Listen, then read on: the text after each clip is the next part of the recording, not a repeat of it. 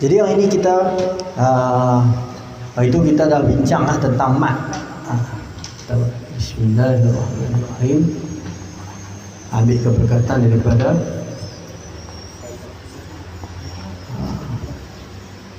apa yang Allah Ta'ala rakamkan di dalam pada awal surah Fatihah. Bismillahirrahmanirrahim. Jadi mungkin kita boleh ulang kaji balik daripada bab mat. Itu kita last kali kita bincang tentang bab mat kan. Hukum mat atau pembahagian mat. Bahagian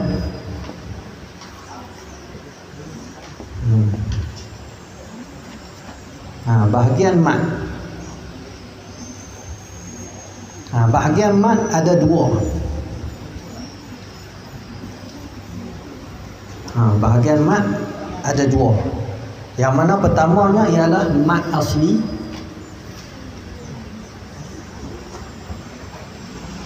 dan yang keduanya ialah mat far'i. Ni nak tulis ya tak apa, tak tulis ya tak apa. Far'i. Selalunya kalau dalam Quran biasanya tak tulis. Bahagian mat terbahagi kepada dua, mat asli dan mat far'i. Mat asli ini juga ialah mat tabi'i ya. Mat asli atau nama lain ialah mat tabi'i. Mat tabi'i. Mat asli, mat tabi'i sama.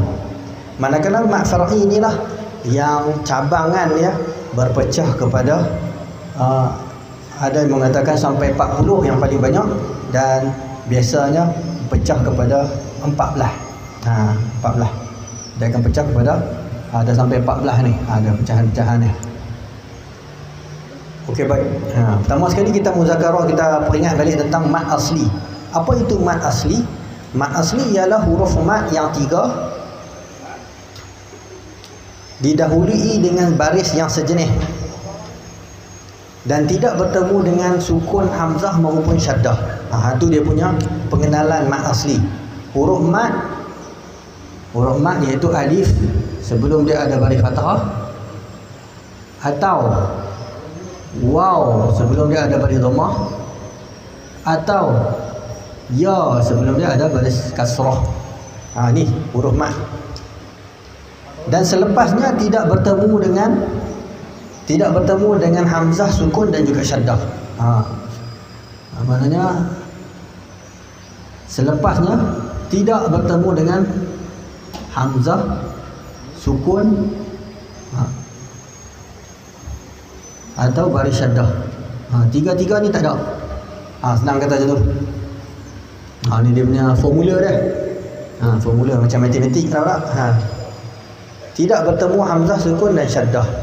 Mat asli nama dia. Kita nak kenal mat asli ialah di mana tak bertemu hamzah, sukun dan syaddah. Contoh dia cukup banyak dalam Quran. Contohnya qala. Ni contoh ni. Kita lecah sikit contoh. Qala. Huruf mat iaitu huruf alif. Sebelum dia baris fathah, nampak ni? Huruf alif sebelum fathah. Selepas dia bukan hamzah, bukan sukun dan bukan syaddah. Maka dia dinamakan atau dihukumkan oleh ulama sebagai mat asli. Mat asli kadar dia dibaca dengan kadar 2 harakat. Kita boleh tulis sikit. Mat asli 2 harakat. Mat asli atau mat tabi'i kadar dia 2 harakat. Qala.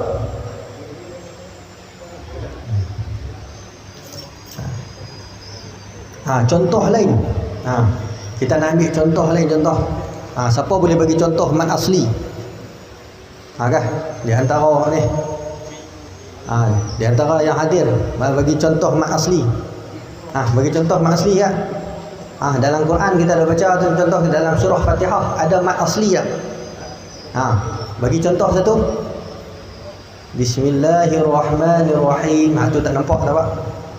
Alhamdulillahi Rabbil Alamin. Ada apa dekat situ? Mana mat asli dah? Alhamdulillahi Rabbil Alamin. Ada mat asli tu, al-alamin. Tu semua alif kecil. Dia berbentuk alif kecil. Atau di sini kita tak ni lah. Kalau ada mushaf Al-Quran, jadi mushaf Al-Quran ni nampak besar tak? Ni besar elok lah.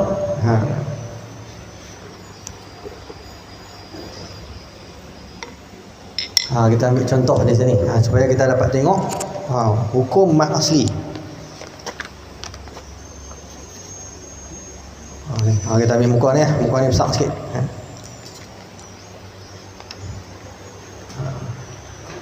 Okey, baik. Di mana mat asli di sini? Innal ladzina kafaru. Agak-agak nampak tak? Innal ladzina kafaru. Ada ni alladzina. Kita ambil contoh. Contoh yang kedua ialah alladzina. Alladzina. Ya ni mat apa? Alladzina, mat asli atau mat tabi'i. Sebab apa? Ni kita tengok dia punya ni. Ya mati sebelum dia berbaris bawah kasrah, dan selepas dia bukan hamzah, sukun dan syaddah. Jadi alladzina dihukumkan sebagai mat asli. Seperti mana? Innal ladzina kafaru sawa'un 'alaihim. Jadi perkataan alladzina, ya pada alladzina dihukumkan sebagai mat asli kerana ni ya sebelum kasrah, selepas dia tidak bertemu tiga benda ni. Kalau bertemu dengan tiga benda ni, dia akan jadi mat far'i. Nanti kita akan bincang. Contoh lain, ada apa lagi? Innal ladzi, inna dekat inna tak ada mat asli. Alladzina ada mat asli. Seterusnya kafaru sawa'un. Perkataan kafaru, pasal tak? Tu. Perkataan kafaru, ada contoh tu. Kafaru, nampak? Kafaru. Patut ada alif ni, alif bulat kan? Ada alif bulat. Kafaru sawa'un 'alaihim. Lepas dia apa? Sawa, sin. Sin bagi fathah. Tak apalah, kita bukan nak tengok sin ni. Tapi ini perlu dia kena lihat jugalah.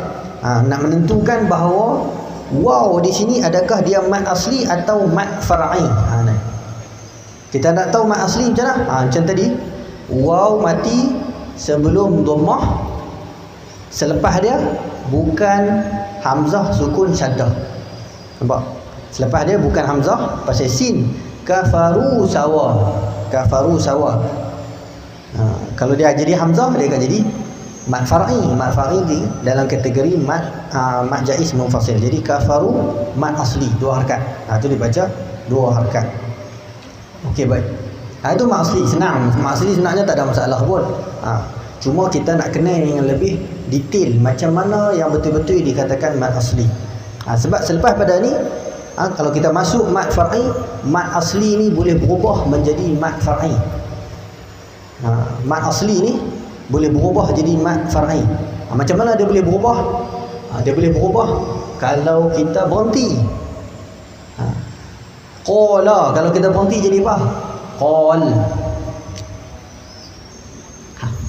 Lam tu kita berhenti, lam mati. Lam mati timbul apa? Timbul sukun. Timbul sukun. Nampak tu? Alif sebelum fathah bertemu dengan sukun. Bila bertemu dengan sukun, dah tak jadi mat asli. Dia akan jadi mat far'i. Mat far'i dalam kategori mat arif disukun lah. Qal. Jadi dia tak jadi mat asli ya. Jadi qala, kalau nak detail lagi, kalau orang kata biasanya soalan tauliah lah. Tauliah untuk orang mengajar, bila ditanya apakah hukum pada perkataan qaulu ta'ala qala, apa hukum dia? Hukum dia ialah ketika bacaan wasal mat asli atau mat tabi'i, dan ketika bacaan waqaf mat arid disukun. Kena jawab dua jawapan. Baru lengkap. Baru lengkap jawapan tu. Maknanya dia ada dua hukum di situ. Kalau kita sambung, hukum dia mat asli, dan kalau kita berhenti jadi mat arid disukun, yang mana mat arid disukun di bawah kategori mat far'i. Mat far'i ni besar. Bawah ni mat jaiz, mat wajib, mat lazim, mat arid disukun, semua bawah ni. Nampak tak? Jadi sukun ini ketika wasal tak ada sukun mat asli. Ketika waqaf timbul sukun atau timbul salah satu bila ada salah satu daripada tiga, maka dia akan jadi mat far'i. Okay, baik. Ni kalau kita baca sambung qala mat asli. Mat far'i, kita kembali kepada mat far'i, ialah benda yang sama juga macam tadi juga. Alif sebelum dia fathah, atau waw sebelum dia dhammah, atau ya sebelum dia kasrah. Tetapi dia bertemu, ni tambah. Bertemu hamzah atau sukun atau syaddah. Hamzah, sukun, syaddah, tiga ni yang kalau bertemu dengan salah satu daripada tiga, maka hukumnya ialah mat far'i. Di antara mat far'i yang tadi kita beritahu ialah kita ambil dulu, senang tu. Mat wajib. Pasal apa mat wajib ni mat far'i? Sebab dia bertemu dengan hamzah. Contoh mat wajib, contohnya wajah.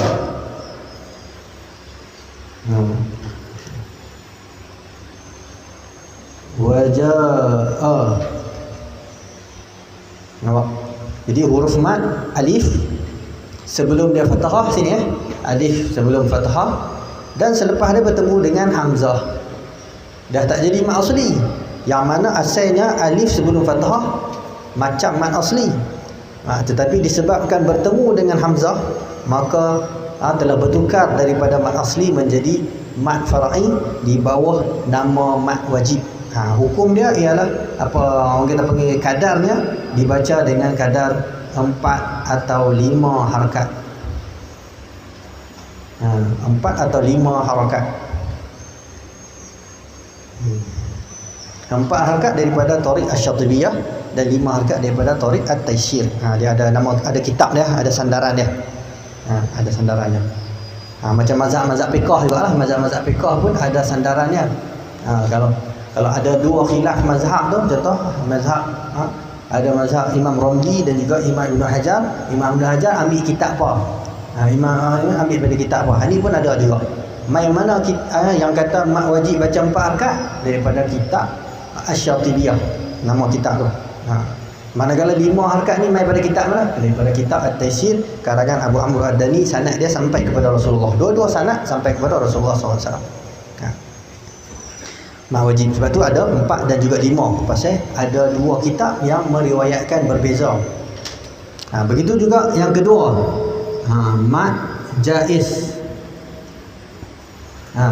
Mat jaiz. Contohnya walladzina yu'minuna bima unzila. Bima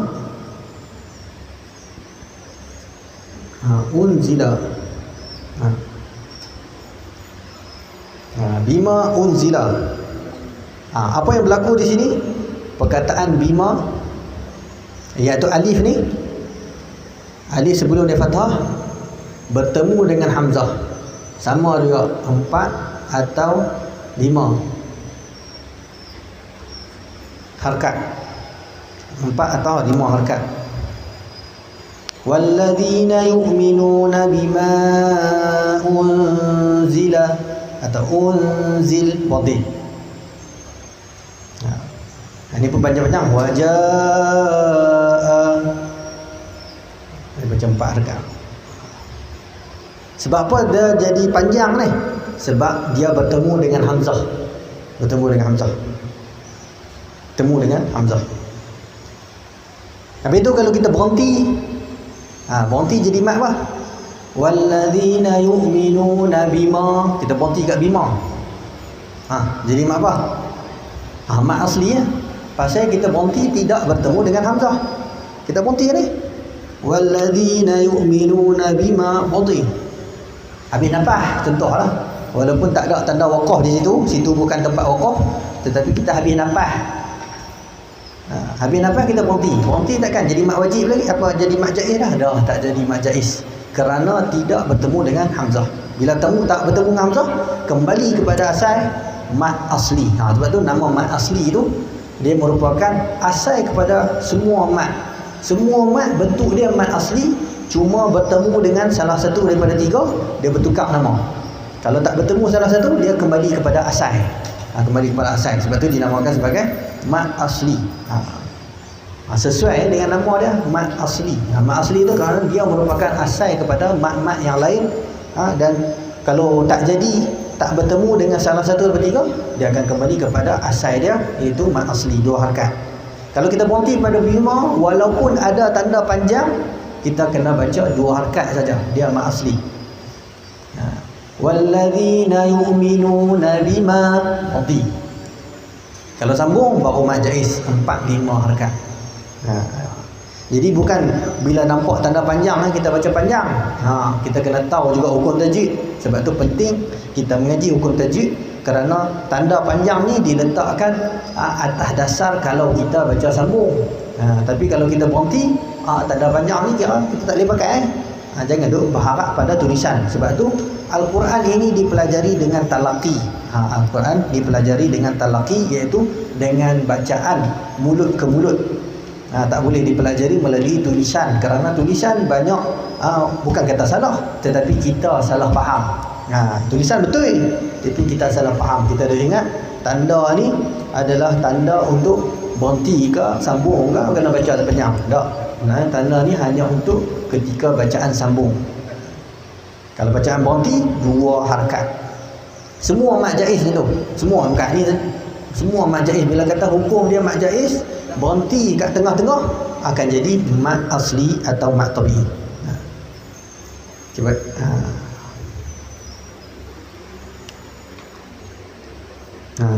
mat wajib tak boleh berhenti. Mat wajib tak boleh berhenti pasal dia memang habis. Kalau berhenti itu salah. Dia akan jadi satu kesalahan besar. Kalau kita berhenti di tengah-tengah kalimah, berhenti kat tengah-tengah kalimah, kesalahan besar. Tak boleh, kena berhenti habis kalimah. Tak boleh bismillahirrahmanirrahim, ambil berhenti ar-rahim, berhenti dekat rahim. Mana ar-rahman? Kalimah dia habis dekat rahman tu. Berhenti tengah-tengah kalimah, tak salah. Itu kesalahan yang cukup besar. Jadi ni tak boleh berhenti kat tengah, kena habis berhenti dekat hamzah. Bila berhenti dekat hamzah, dia akan bertemu juga dengan hamzah. Seterusnya mat apa lagi yang ada? Mat wajib, mat jaiz, mat arid lisukun. Ni kita ambil mat-mat yang ni. Mat arid lisukun. Contohnya Ar-Rahim. Yang mula. Kita berhenti kat situ. Ayat pertama. Rahim. Kita tahu mana dia ni. Dia mat far'i. Kerana ya mati sebelum baris kasrah, selepasnya ada sukun. Sukun kerana waqaf. Arid. Arid sukun. Sukun ni makna arid tu ialah mendatang. Mendatang padanya sukun. Yang dimaksudkan dengan mendatang padanya sukun, asalnya tak ada sukun. Ar-Rahimi. Asalnya Ar-Rahimi. Kalau kita buka balik mushaf Quran, kita akan dapati bahawa mim bukan berbaris sukun, tetapi berbaris bawah kasrah.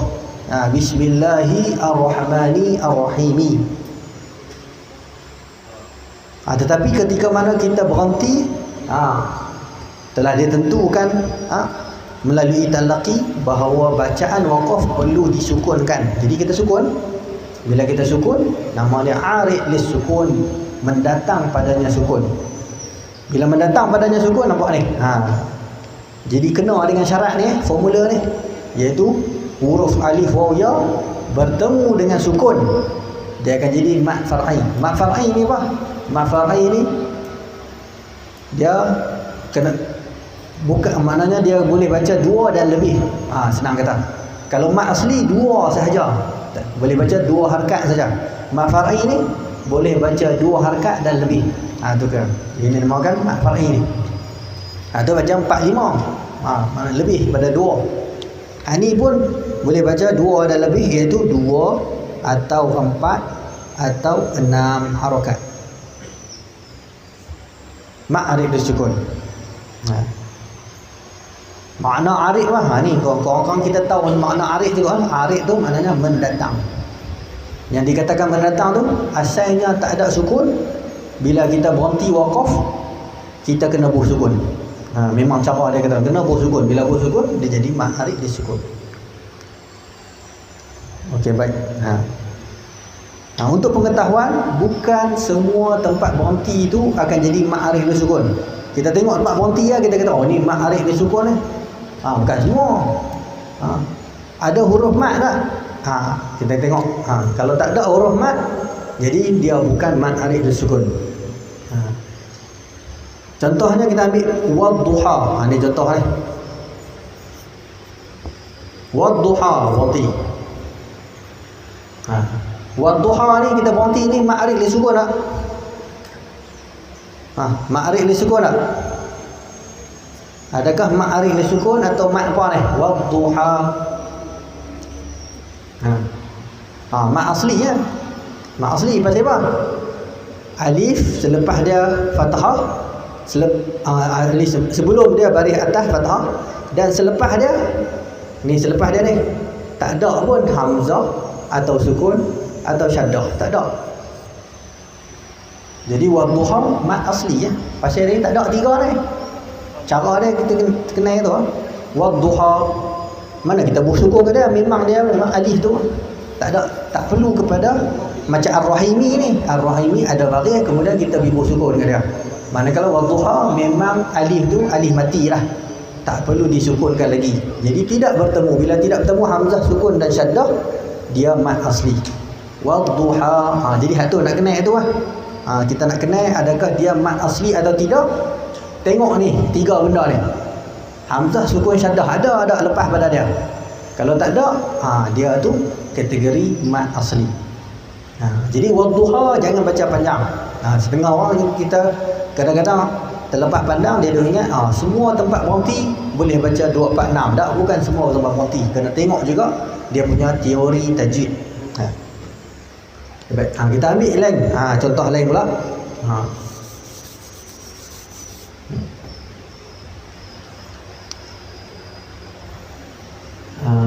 Allahumma salli alaihi wasallam.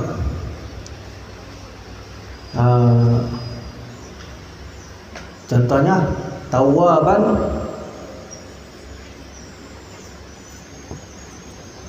ni tawaban, rahiman, berhenti tu ni. Rahiman, tak apa kita tak ambil tawaban, ambil rahiman saja. Rahiman. Kita berhenti dekat rahiman. Adakah dia akan jadi ma'arif li sukun sini? Jadi tak ma'arif li sukun. Rahiman kita berhenti jadi apa? Dia akan jadi rahimah, betul tak? Akan jadi rahimah. Jadi tak ma'arif li sukun ni. Sebab apa tak jadi? Pasal tak ada sukun. Mana ada sukun? Rahimah. Kita baca rahimah. Jadi huruf ya, nampak ni huruf ya. Sebelum dia bagi kasrah. Ya sebelum bagi kasrah. Dan selepas dia mim. Mim yang berbaris fathah. Jadi rahiman mat asli. Jadi tak boleh kita baca panjang. Tak boleh kita baca panjang. Rahimah. Tak. Rahimah. Dua-dua mat asli. Dua-dua mat asli lah. Dua-dua dua harakat. Ni mat asli. Kalau rahiman, man ni dibaca dengan mat iwat. Tak apalah. Kita nak fokus dekat sini lah. Nak fokus dekat sini kerana dekat sini tidak bertemu dengan hamzah, sukun, syaddah. Dia kekal sebagai mat asli dua harakat. Okey, baik. Tu mat arif li sukun. Jadi mat arif li sukun dia hanya yang bertemu dengan sukun saja. Yang tidak bertemu dengan sukun dia dikira sebagai mat asli. Apa lagi yang ada? Seterusnya di antaranya mat, kita ambil yang memang jelas nampaklah. Mat lazim. Mat lazim ada beberapa. Ada banyak kategori mat lazim. Ini yang memang kita nampak.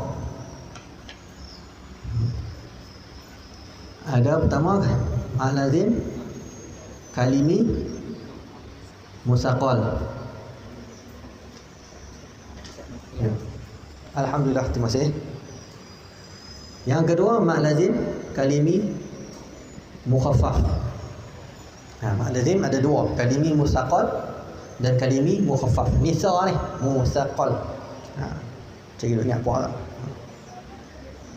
Musaqal ni apa? yang bertemu dengan syaddah. Contohnya senang surah Fatihah. Waladdallin. Atas lam ni ada syaddah, kan?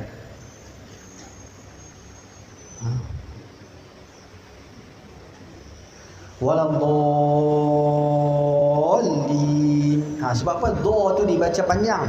Kerana dia mak lazim kalimi mustaqal. Dha tu dibaca panjang, mak lazim kalimi mustaqal. Ni jumpa dengan syaddah lah.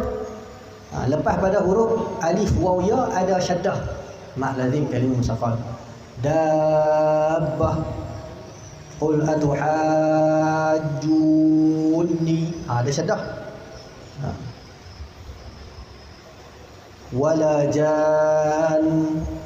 Ada syaddah. Lepas pada dia ghairu mudhar, ada syaddah. Ada syaddah. Ni yang tadi kita beritahu ni. Jadi mak far'i, huruf alif waw ya bertemu dengan hamzah sukun syaddah. Syaddah jadi mak lazim kalimi mustaqal.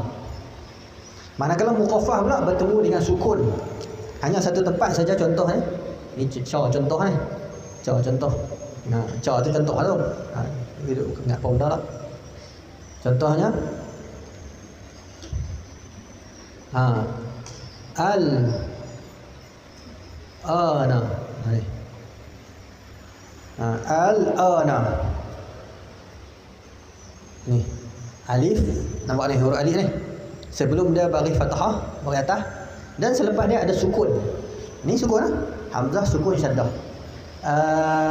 Al-ana mak lazim kalimi mukhaffaf. Lazim kalimi mukhaffaf. Bertemu dengan syaddah mustaqal dan bertemu dengan sukun mukhaffaf. Okey, baik. Apa beza sukun ni? Ni sukun tak ni? Ni bertemu dengan hamzah dalam satu kalimah. Okey, nampak? Ni bertemu dengan hamzah dalam dua kalimah. Sebab tu ada dua nama. Hamzah bertemu dengan hamzah juga. Ni hamzah satu kalimah, ni hamzah dua kalimah. Wajib nama jaiz satu.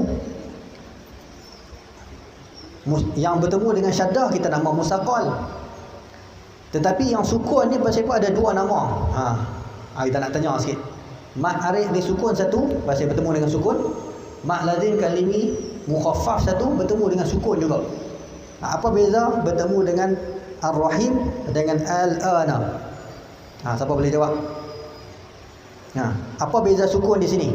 Sukun pada ar-rahim dengan sukun al-ana. Sukun ar-rahim ialah sukun mendatang, manakala sukun pada al-ana ialah sukun yang asal. Tu beza lah, sebab tu ada dua nama. Sebab tu ulama letakkan dua nama. Dan hukum pun beza. Hukum beza. Yang mana kedua-dua ni dibaca dengan kadar 6 harakat.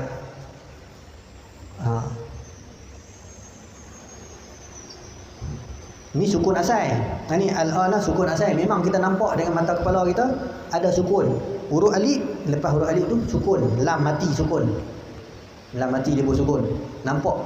Mana ar-rahim pula tak nampak sukun. Dalam Quran tak pernah siapa tulis sukun. Kalau tulis sukun, kena reject. KDN akan reject. Kena buh baris ke? Ar-rahimi. Buh baris. Cuma kita sendiri pandai baca ar-rahim berarti dengan sukun. Pasal kita tahu berarti kena sukun semua. Bila sukun, bila tak tulis tu, maknanya itu mat arif disukun. Yang mana tak nampak sukun tetapi kita baca dengan sukun. Manakala hak ni pula yang kalazim kalim mukhaffaf, memang nampak dengan mata kepala kita ada sukun dan kita baca sukun. Okey, baik. Yang memang nampak sukun kadar dia 6 harakat, yang tak ada sukun tetapi disukunkan bagi siapa yang nak baca waqaf, maka bacaan dia 246. Beza situ. Nampak beza dia. Selain pada tu ada lagi mad lazim kan. Mad lazim kalimi harfi pula. Harfi pun ada dua juga. Ada harfi mustaqal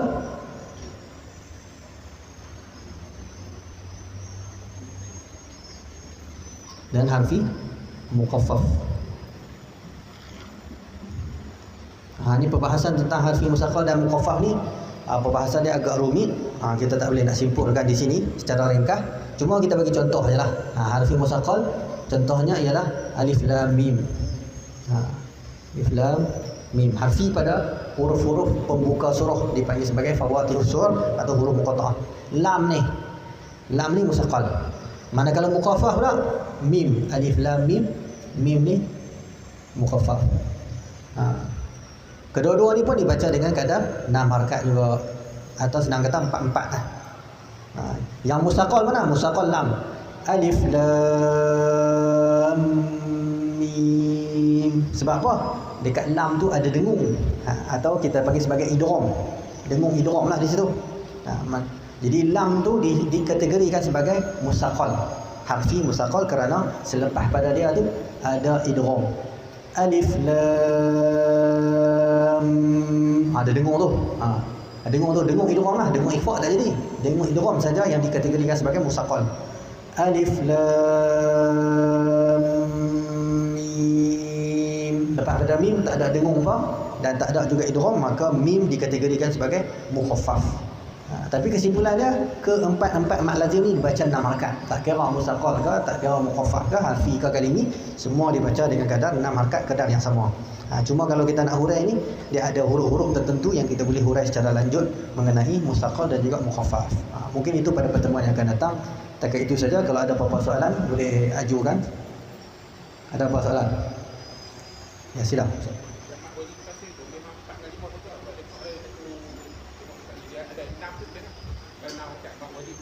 Mak wajib.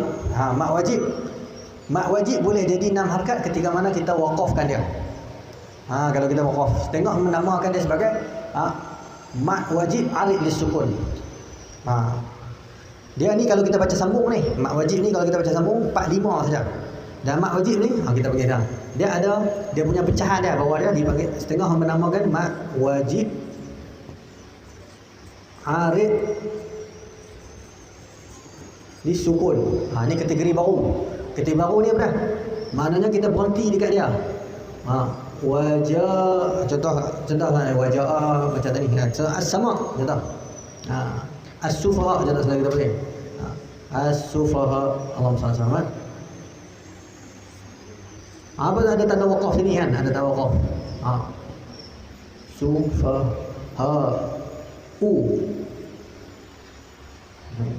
ada tanda waqaf. Jadi kita pun berhenti kan? Berhenti apa jadi? Hamzah ni jadi sukun. Bila dia sukun tu dia akan jadi ada 2 hukum di sini. Nampak tak? Dia bertemu dengan 2 hukum. Pertama, alif ni bertemu dengan sukun. Mat alif ni sukun. Ni, bertemu dengan sukun pasal kita berhenti. Yang kedua, alif ni bertemu dengan hamzah dalam satu kalimah mat wajib muttasil. Jadi ada 2 hukum. Merujuk kepada ni mat arid. Merujuk kepada ni mat wajib. Mat arid 2, 4, 6. Mat wajib 4, 5. Bila berlaku pertindihan hukum pada satu-satu kalimah, ulama mengatakan mengambil dengan yang lebih kuat. Wa aqwas sababaini yastaqil. Ulama kata kaedah dia kita ambil yang lebih kuat. Yang ambil yang lebih kuat di sini ialah Allahumma salli alaihi wasallam. Dia buat macam statistik tu.